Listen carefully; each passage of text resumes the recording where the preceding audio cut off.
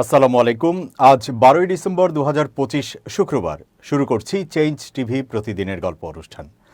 দর্শক, আপনাদের সঙ্গে রয়েছি আমি জাহিরুল ইসলাম টুটুল। শুরুতেই সংবাদ শিরোনাম। বাংলাদেশের সেনাবাহিনী নিয়ে দিল্লির কপালে চিন্তার ভাঁজ। ফ্যাসিস্ট শিক্ষক কেন ঢাবিতে, জানালেন অধ্যাপক মামুন। কি করতে যাচ্ছেন পদত্যাগ করা উপদেষ্টারা? এবার বিস্তারিত। ভারতের পশ্চিমবঙ্গের এই সময় পত্রিকায় বাংলাদেশের সামরিক বাজেট নিয়ে অনমিত্র চট্টোপাধ্যায় একটি কলাম লিখেছেন। কলামে বাংলাদেশের বিরুদ্ধে যেমন অপপ্রচার করা হয়েছে, তেমনি ভারতের উদ্বেগের কথাও বলা হয়েছে। কলামটি হুবহু তুলে ধরা হলো। ভারতের উত্তর পূর্বাঞ্চলের বিচ্ছিন্নতাবাদী গোষ্ঠীগুলোকে অস্ত্র যোগানো সহ সব ধরনের সহযোগিতা দেওয়ার জন্য মোহাম্মদ ইউনূস সরকারকে খোলামেলা পরামর্শ দিচ্ছে বাংলাদেশের সেনাবাহিনীর একটি প্রভাবশালী অংশ।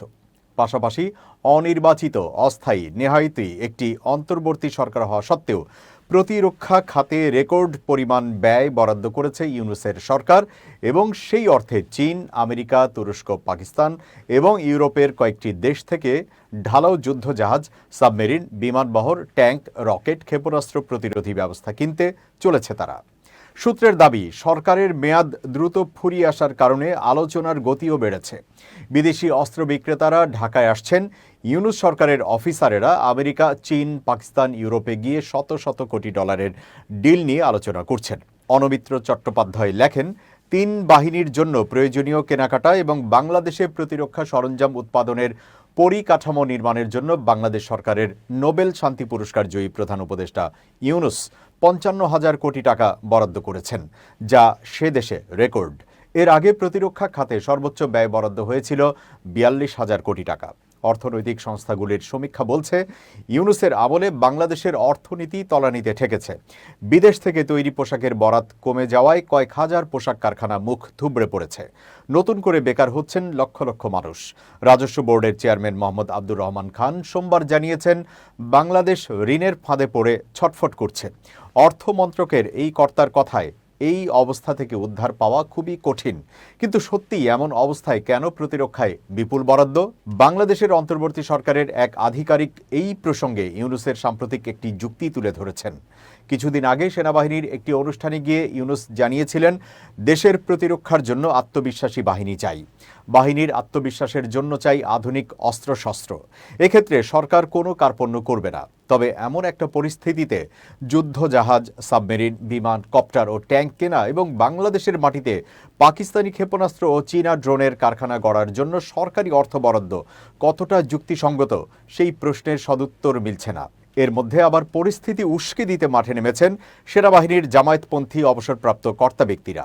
দিন কয়েক আগে ঢাকায় জাতীয় প্রেস ক্লাবের একটি আলোচনা সভায় অবসরপ্রাপ্ত ব্রিগেডিয়ার জেনারেল আব্দুল্লাহিল আমান আজমি মন্তব্য করেছেন, ভারত যতদিন না ভেঙে টুকরো টুকরো হচ্ছে ততদিন বাংলাদেশে পুরোপুরি শান্তি আসবে না। জামায়াত ইসলামীর প্রাক্তন প্রধান গোলাম আজমের পুত্র এই সেনাকর্তার সাফ কথা, আঘাতের পর আঘাত হেনে ভারতকে দুর্বল করে ফেলার কৌশল না নিলে বাংলাদেশে স্থিতি আসবে না। এজন্য ভারতের উত্তর পূর্বের রাজ্যগুলোকে বিচ্ছিন্ন করতে হবে। প্রধান উপদেষ্টা হওয়ার পরে সংবাদ মাধ্যমকে দেওয়া প্রথম সাক্ষাৎকারেই ইউনূস শিলিগুড়ি করিডোর এবং উত্তর পূর্ব ভারতের রাজ্যগুলোর নিরাপত্তা নিয়ে দিল্লিকে হুঁশিয়ারি দিয়েছিলেন। তারপরে একদিকে তার অনুগত ছাত্র নেতারা, পাশাপাশি জামায়াত ও অন্যান্য পাকিস্তানপন্থী সংগঠনের নেতারা গত 1.5 বছরে ক্রমাগত এই বিষয়টি তুলে ভারতকে হুমকি দিয়ে গিয়েছেন। উইকিলিক্সে ফাঁস হওয়া তথ্য দেখিয়েছিল, 2009 ফেব্রুয়ারিতে সদ্য ক্ষমতায় আসা শেখ হাসিনা সরকারকে বিপাকে ফেলতে পাকিস্তানি গুপ্তচর সংগঠন ISI কিভাবে বিডিআর বিদ্রোহে ইন্ধন জুগিয়ে ইসলামী জঙ্গিদের বিরুদ্ধে লড়াই করা সেনাবাহিনীর বাছাই করা অফিসারকে হত্যা করিয়েছিল। ইউনূস জমানাতেই এক পাকিস্তানপন্থী সেনাকর্তার নেতৃত্বাধীন কমিশন ঘোষণা করেছে, বিডিআর বিদ্রোহ আসলে ভারতের চক্রান্তে হয়েছে। সবাইকে ছাপিয়ে গিয়ে বাংলাদেশে অবসরপ্রাপ্ত সেনাদের সংগঠন রাওয়া এর চেয়ারম্যান কর্নেল আব্দুল হক ইউনূস সরকারকে প্রস্তাব দিয়েছেন বাংলাদেশের উচিত প্রতিবেশী দেশ তৈরি করা। এজন্য উত্তর পূর্ব ভারতের রাজ্যগুলির বিচ্ছিন্নতাবাদীদের সাহায্য করার নীতি নিতে হবে। ভারত থেকে বিচ্ছিন্ন করে বাংলাদেশের উত্তরাংশে ক্ষুদ্র ক্ষুদ্র দেশ তৈরি করতে হবে। কর্নেল হকের আক্ষেপ, তারা তৈরি হয়েই রয়েছে, আমরা সাহায্য করতে এগোতে পারছি না। অনমিত্র চট্টোপাধ্যায় আরও লেখেন, ভারতকেই বাংলাদেশের প্রধান ও স্থায়ী শত্রু হিসাবে চিহ্নিত করছেন ইউনূসের সাঙ্গপাঙ্গরা, যদিও তাদের যুক্তিকে সামরিক শক্তি বাড়ানোর অজুহাত বলে মনে করছেন কূটনীতিক বিশেষজ্ঞদের একাংশ। ভারতের এক নিরাপত্তা বিশেষজ্ঞ বাংলাদেশের ড্রোন ও অস্ত্রের কারখানা হওয়াকে বিপজ্জনক বলে মনে করছেন। তার কথায়, এই ড্রোন সীমান্ত পেরিয়ে ভারতকে মাদক ও জাল নোট সরবরাহে ব্যবহৃত হবে না কে বলতে পারে। বাংলাদেশের অস্ত্র কারখানায় তৈরি রাইফেল উত্তর পূর্বের সন্ত্রাসবাদকে ফের উস্কে দিতে পারে। ওই অস্ত্র নিয়ে ইসলামী জঙ্গিরা ভারতে ঢুকে হত্যাকাণ্ড চালালে বিস্ময়ের কিছুই নেই। ওই নিরাপত্তা বিশেষজ্ঞ জানান, ইতোমধ্যেই বাংলাদেশের জঙ্গিদের ঘাঁটি ও নেটওয়ার্ক নিয়ে সে দেশের জাতীয় নিরাপত্তা উপদেষ্টা খলিলুর রহমানের হাতে সবিস্তার রিপোর্ট তুলে দিয়েছেন অজিত দোভাল। পাকিস্তানি অর্থে পুষ্ট লস্করে তৈয়বার এক চাঁই পাকিস্তানে ঘোষণা করেছেন, বাংলাদেশে ইতোমধ্যেই তারা শক্তিশালী শাখা তৈরি করে ফেলেছে। রোহিঙ্গা জঙ্গি সংগঠন আরসার একটি দল সম্প্রতি পাকিস্তান ঘুরে এসেছে। সুতরাং বাংলাদেশের তরফে লাগাতার উস্কানির মধ্যে ভারতের নিরাপত্তার ঝুঁকি যথেষ্টই রয়েছে। ঢাকা বিশ্ববিদ্যালয়ে গিয়ে শিক্ষার্থীদের ধাওয়া খেয়ে ক্যাম্পাস ছেড়েছেন সমাজবিজ্ঞান বিভাগের অধ্যাপক ও আওয়ামীপন্থী নীল দলের আলোচিত শিক্ষক আকম জামাল উদ্দিন। 11 ডিসেম্বর দুপুরে বিশ্ববিদ্যালয়ের সামাজিক বিজ্ঞান অনুষদ ভবনে এই ঘটনা ঘটে। এ সময় তার সঙ্গে ছিলেন একই বিভাগের আওয়ামীপন্থী নীল দলের শিক্ষক অধ্যাপক জিনাত হুদা। এর আগে আকম জামাল, জিনাত হুদা সহ কয়েকজন শিক্ষক সামাজিক বিজ্ঞান অনুষদে যান। পরে তথ্য পেয়ে সামাজিক বিজ্ঞান অনুষদ ভবনের সামনে জড়ো হন শিক্ষার্থীরা। দুপুর 1টার দিকে ভবন থেকে বের হতেই ডাকসুর সমাজসেবা সম্পাদক এবি জুবাইরের নেতৃত্বে আকম জামালকে ধাওয়া দেওয়া হয়। পরে তিনি দৌড়ে ভবনের নিচে রাস্তায় চলে যান। এই সময় এবি জুবাইররাও তার পেছনে পেছনে ছোটেন। পরে তাদের সঙ্গে থাকা প্রাইভেট কারে করে ক্যাম্পাস ত্যাগ করেন তারা দুজন। ঢাকা বিশ্ববিদ্যালয়ের শিক্ষক অধ্যাপক কামরুল হাসান মামুন তার ফেসবুকে ফ্যাসিস্ট অধ্যাপক আকম জামালের কুকীর্তি নিয়ে বিস্তারিত তুলে ধরেছেন। তিনি লিখেছেন, অধ্যাপক জামালকে তার নিজের কর্মস্থলে নিজ বিশ্ববিদ্যালয়ের ছাত্র দ্বারা অপদস্থ হতে দেখলাম। নিঃসন্দেহে অধ্যাপক আকম জামাল 24-এর গণ অভ্যুত্থানের আগের কর্মকাণ্ড শিক্ষকসুলভ ছিল না। নিঃসন্দেহে তার তৎকালীন কর্মকাণ্ড দলান্ধতাপূর্ণ ছিল, ঔদ্ধত্যপূর্ণ ছিল, অনেকটা মাস্তানি সুলভ ছিল। তিনি কেবল নিজ বিশ্ববিদ্যালয়ের ছাত্রছাত্রীদেরই হুমকি ধামকি দেননি, তিনি তার নিজ সহকর্মীদেরও হুমকি ধামকি দিতেন। 24 গণ অভ্যুত্থানের পর তার বিরুদ্ধে অসংখ্য অভিযোগ দেওয়া হয়েছে। 1 বছর আগে বিশ্ববিদ্যালয়ের প্রশাসন ফ্যাক্ট ফাইন্ডিং কমিটি করেছে, মানে শাস্তির একটা প্রসেসের মধ্যে ছিলেন অধ্যাপক আকম জামাল। আমাদের শিক্ষক নেটওয়ার্কের অধ্যাপক সামিনা লুৎফা নিজে একাধিকবার সেই সব ফ্যাক্ট ফাইন্ডিং কমিটির প্রধান এবং বর্তমান উপাচার্যকে অধ্যাপক আকম জামাল থেকে পাওয়া নানা থ্রেড ফরওয়ার্ড করেছেন। নিশ্চয়ই ছাত্রসহ অন্যান্যরাও তার বিরুদ্ধে অভিযোগ দিয়েছে। প্রশাসন কেন এতদিনেও তার বিরুদ্ধে ব্যবস্থা নেয়নি? যদি নিত তাহলে হয়তো গতকালের অনাকাঙ্ক্ষিত ঘটনা ঘটত না। অধ্যাপক কামরুল হাসান মামুন লেখেন, তার বিরুদ্ধে সেই সব অভিযোগের তদন্তের বিষয়ে ব্যবস্থা নেওয়ার জন্য প্রশাসনকে চাপ না দিয়ে একজন শিক্ষককে তার নিজের ক্যাম্পাসে শারীরিক এইভাবে হেনস্থা করা হলো। কেন এইভাবে ঢাকা বিশ্ববিদ্যালয়ের সুনামে আঘাত করা হলো? এইভাবে ছাত্ররা নিজেরা যদি তাদের ক্ষোভ প্রকাশ করে, সেটা কি উচ্চ শিক্ষিত মানুষের পরিচয় বহন করে? এই ঘটনা এই প্রশাসনের দায়িত্বে অবহেলার সবচেয়ে বড় পরিচয় হয়ে থাকবে। নির্বাচিত ছাত্র প্রতিনিধি হওয়া মানে যা ইচ্ছা করার লাইসেন্স পাওয়া নয়, বরং অন্য ছাত্রদের চেয়ে বেশি আইন মানার বাধ্যবাধকতা ও দায়িত্ববোধ তৈরি হয়। কাউকে প্রকাশ্যে কিংবা অপ্রকাশ্যে হেনস্থা করার রাইট কারো নাই। সবার উচিত আইনের প্রতি শ্রদ্ধাশীল হওয়া। বিশেষ করে বিশ্ববিদ্যালয়ের ক্যাম্পাসে এমন ঘটনা যেই নজির স্থাপন করে তা আগামী প্রজন্মের কাছে খুবই খারাপ উদাহরণ হয়ে থাকবে। অধ্যাপক কামরুল হাসান মামুন আরও লেখেন, এই জন্যই আমি বলি ক্যাম্পাসে দলীয় জাতীয় রাজনীতি সম্পূর্ণ নিষিদ্ধ হওয়া উচিত। ছাত্ররা করবে ছাত্রদের রাজনীতি, ছাত্ররা করবে বিতর্ক ও নানা সাংস্কৃতিক সংগঠন ও খেলাধুলা। শিক্ষকরা রাজনীতিবিদদের বুদ্ধি দেবে, গবেষণার মাধ্যমে পথ বাতলে দেবে। বিশ্ববিদ্যালয় হলো লেখাপড়া, গবেষণা ও মুক্ত চিন্তার জায়গা। এখানে জাতীয় রাজনীতির অংশ হওয়া মানে কোনো একটি মতবাদে অন্ধ হওয়া, ক্ষমতার অংশ হতে চাওয়া, শত্রুতা তৈরি হওয়া। জাতীয় দলীয় রাজনীতির কারণে বন্ধু ও শত্রু হয় দলীয় ভিত্তিতে, একাডেমিক ভিত্তিতে নয়। অথচ এখানে এইসব অন্ধত্বের বিরুদ্ধে কথা বলে অন্ধত্বের দেয়াল ভাঙার কথা। এই ঘটনায় প্রতিক্রিয়া জানিয়েছেন সাবেক সংসদ সদস্য ও রাজনৈতিক বিশ্লেষক গোলাম মাওলা রনি। বৃহস্পতিবার সন্ধ্যায় নিজের ভেরিফাইড ফেসবুক পেজে দেওয়া এক পোস্টে তিনি বলেন, ঢাকা বিশ্ববিদ্যালয়ের শিক্ষকদের দৌড়ানি দেখে আপনার কেমন লেগেছে? এত কিছুর পরও তারা বীর দর্পে পালাতে পেরেছেন, আলহামদুলিল্লাহ।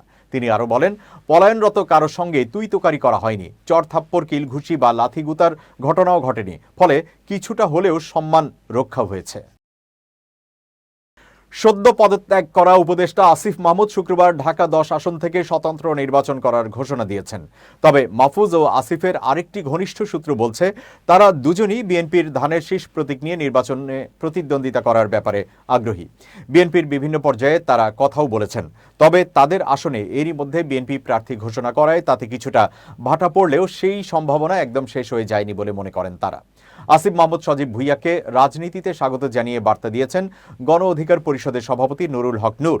ফেসবুকে এই সংক্রান্ত এক পোস্টে নূর লেখেন, আসিফ হঠাৎ গজিয়ে ওঠা বা 20 থেকে 25 দিনের আন্দোলনের কোনো নেতা নয়। আসিফ ফ্যাসিবাদের উত্তাল সময়ে রাজপথের সংগ্রাম থেকে গড়ে ওঠা নেতা। রাজপথে আমার সংগ্রামের সারথি। আগামী জাতীয় সংসদ নির্বাচনে অংশগ্রহণের অভিপ্রায় থেকে উপদেষ্টা পরিষদ থেকে পদত্যাগ করেছেন। অফিসিয়ালি এখনও কোনো রাজনৈতিক দলে যোগ দেয়নি, হয়তো শিগগির সিদ্ধান্ত নেবে। নূর আরও লিখেছেন, দায়িত্বে থাকলে স্বাভাবিকভাবেই মানুষের বিরুদ্ধে নানা অভিযোগ ওঠে। বয়সের অনভিজ্ঞতা কিংবা ম্যাচিউরিটির অভাবে হয়তো সেও কিছু ভুল করেছে। আমার কাছে সংগ্রামের অবদানে তার সে ভুল তুচ্ছ।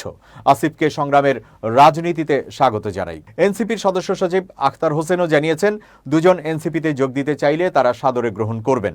মাহফুজ আলম জানিয়েছেন তিনি 2-3 দিন সময় নিচ্ছেন, এরপর নির্বাচন সহ বিভিন্ন বিষয়ে আনুষ্ঠানিকভাবে জানাবেন। এবার খুব জরুরি 1 মিনিট জানাচ্ছেন ইউনেস্কো ক্লাব পুরস্কার বিজয়ী সাংবাদিক আমিরুল মোমিনুল মানিক। জীবনে মানুষ চেনা অত্যন্ত গুরুত্বপূর্ণ। আপনি যদি মানুষ না চিনতে পারেন তাহলে পদে পদে ক্ষতিগ্রস্ত হবেন। ধরুন আপনার আশেপাশে অনেক মানুষ আছে, তাদেরকে আপনি চিনবেন কিভাবে? এক দেখাতেই কি আপনি জাস্টিফাই করবেন এই লোকটি ভালো, তার কথা সুন্দর, মনে হয়েছে, খুবই সৎ? এইসব মনে হওয়া দিয়ে কিন্তু জীবন চলে না। মানুষ চেনার জন্যে বড় একটা কৌশল হচ্ছে তাকে টাকা ধার দিন।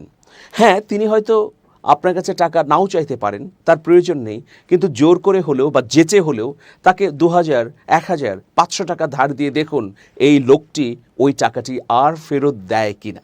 যদি না ফেরত দেয় তাহলে বুঝবেন এই লোকটি অসৎ, প্রবণ বা প্রতারক শ্রেণীর লোক। এই সব লোক থেকে দূরে থাকুন। আর প্রতিনিয়ত কাজের মধ্য দিয়ে মানুষকে কষ্টি পাথরে যাচাই বাছাই করে এরপরই তার সম্পর্কে প্রশংসা করুন বা অন্যের কাছে তার ইতিবাচক দিকগুলো তুলে ধরুন। ভালো থাকুন, শুভেচ্ছা নিরন্তর। দর্শক, এবার দেশের বাইরের খবর। যুক্তরাষ্ট্র পাকিস্তানের ব্যবহৃত F-16 যুদ্ধবিমানগুলো আধুনিকায়নের অনুমোদন দিয়েছে। মোট 68 কোটি 60 লাখ ডলারের এই প্যাকেজের মাধ্যমে পাকিস্তান পাবে যুদ্ধবিমান হালনাগাদের জন্য প্রয়োজনীয় গুরুত্বপূর্ণ যন্ত্রাংশ, সফটওয়্যার এবং উন্নত যোগাযোগ প্রযুক্তি। বিশেষভাবে উল্লেখযোগ্য প্রযুক্তি হল লিঙ্ক 16, যার মাধ্যমে যুদ্ধক্ষেত্রে বিমান, জাহাজ ও স্থলবাহিনী একই সময়ে তথ্য ও ছবি আদান প্রদান করতে পারে। এতে পাকিস্তানের আকাশ প্রতিরক্ষা ক্ষমতা আগের তুলনায় আরও বেশি কার্যকর হবে। এই চুক্তির সময়টিও উল্লেখযোগ্য। কয়েক মাস আগে ভারত নিয়ন্ত্রিত কাশ্মীরে সশস্ত্র গোষ্ঠীর হামলার পর ভারত ও পাকিস্তান 5 দিনের সংঘাতে জড়িয়ে পড়ে। দুপক্ষই আকাশপথে যুদ্ধবিমান মোতায়েন করেছিল, যেখানে পাকিস্তানের F-16 গুরুত্বপূর্ণ ভূমিকা নেয়। সেই সময় পাকিস্তান দাবি করেছিল তারা ভারতের কয়েকটি সামরিক বিমান ভূপাতিত করেছে, যা পরে ভারতও আংশিকভাবে স্বীকার করে। বিশ্লেষকদের মতে F-16 এখনো যুক্তরাষ্ট্র পাকিস্তান সম্পর্কের একটি মূল অংশ। 2022 সালের একটি সমঝোতার ধারাবাহিকতায় এই অনুমোদন এসেছে। যুক্তরাষ্ট্র দীর্ঘদিন ধরে পাকিস্তানের F-16 বহরকে সন্ত্রাস বিরোধী অভিযানের জন্য গুরুত্বপূর্ণ মনে করে। সাবেক প্রেসিডেন্ট বাইডেন থেকে বর্তমান প্রেসিডেন্ট ট্রাম্প দুজনের প্রশাসনই এই সহযোগিতাকে ধরে রেখেছে। পাকিস্তানের হাতে বর্তমান 70-80টি ব্যবহারের উপযোগী F-16 রয়েছে। কিছু পুরনো ব্লক 15, কিছু জর্ডান থেকে আনা, আর কিছু নতুন ব্লক 52 সংস্করণের। নতুন প্রযুক্তির এই আপগ্রেড এসব বিমানকে আরও কার্যকর করে তুলবে। F-16 আপগ্রেড অনুমোদন এমন এক পর্যায়ে এসেছে যখন যুক্তরাষ্ট্র ভারতের উপর নিজস্ব অস্ত্র ও যুদ্ধবিমান কেনার জন্য চাপ দিচ্ছে। গত আগস্টে ভারত তার একটি বড় মার্কিন অস্ত্র চুক্তি স্থগিত করে, যা ট্রাম্প প্রশাসন ভালোভাবে নেয়নি। এমনকি ভারতীয় পণ্যের উপর ট্রাম্প 25% অতিরিক্ত শুল্ক আরোপও করেন। এছাড়া ভারতের প্রতিরক্ষা মন্ত্রীর যুক্তরাষ্ট্র সফরের পরিকল্পনা বাতিল হওয়ায় দুই দেশের সম্পর্কে উত্তেজনা আরও বেড়েছে।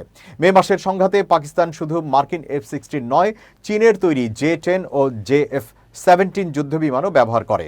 বিশ্লেষকদের মতে পাকিস্তান একই সঙ্গে যুক্তরাষ্ট্র ও চীনের সঙ্গে সামরিক সম্পর্ক বজায় রেখে দুই দিক থেকেই সুবিধা নিচ্ছে। বিশ্লেষকরা মনে করছেন পাকিস্তানের F-16 শক্তিশালীকরণ ভারত স্বাভাবিকভাবেই ইতিবাচকভাবে নেবে না। ভারতের দাবি F-16 বহুবার তাদের বিরুদ্ধে ব্যবহার করা হয়েছে, তাই নতুন প্রযুক্তি যোগ হওয়ায় ভারতের উদ্বেগ বাড়বে। সব মিলিয়ে ট্রাম্প প্রশাসনের এই সিদ্ধান্ত শুধু একটি সামরিক লেনদেন নয়, এটি দক্ষিণ এশিয়ার ভূ রাজনীতিতে নতুন প্রশ্ন তুলছে। পাকিস্তানকে শক্তিশালী করে যুক্তরাষ্ট্র কি ভারতের উদ্দেশ্যে কোনো বার্তা দিচ্ছে? শেষ করছি চেঞ্জ টিভির প্রতিদিনের গল্প অনুষ্ঠান। changetv.press বাংলাদেশের ইউটিউব জার্নালিজমের অগ্রদূত। ভিজিট করুন এর ওয়েবসাইট www.changetv.press, youtube.com/changetvpress এবং সাবস্ক্রাইব করুন চ্যানেলটি। নিয়মিত লাইক, কমেন্ট ও শেয়ার করে আপডেট রাখুন নিজেকে। ভালো থাকুন, নিরাপদে থাকুন। শুভেচ্ছা নিরন্তর।